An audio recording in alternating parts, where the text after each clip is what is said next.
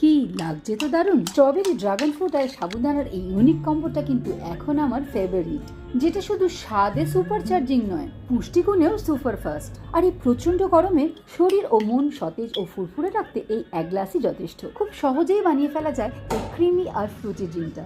চলুন তাহলে শুরু করা যাক। প্রথমেই একটা ড্রাগন ফ্রুটের হাফ পোর্শন নিয়ে একটা ব্লেন্ডিং জারে নিয়ে ব্লেন্ড করে আলাদা করে সরিয়ে রেখে দিন।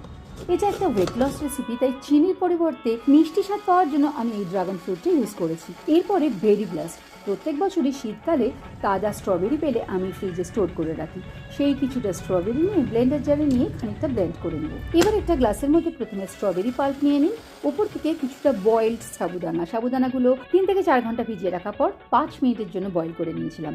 এর উপর 2 চামচ ভেজানো সবজা সিডস শরীর খুব ঠান্ডা রাখে।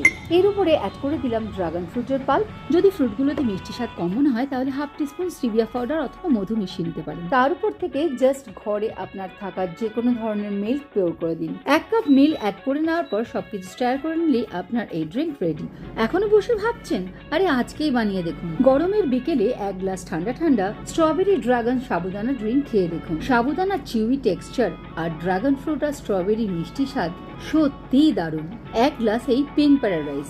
এই ড্রিঙ্কটা দেখতে যেমন সুন্দর তেমনি খেতেও দারুণ, হেলদিও টেস্টিও। কমেন্টে জানান কেমন লাগলো এই ড্রিঙ্কটা।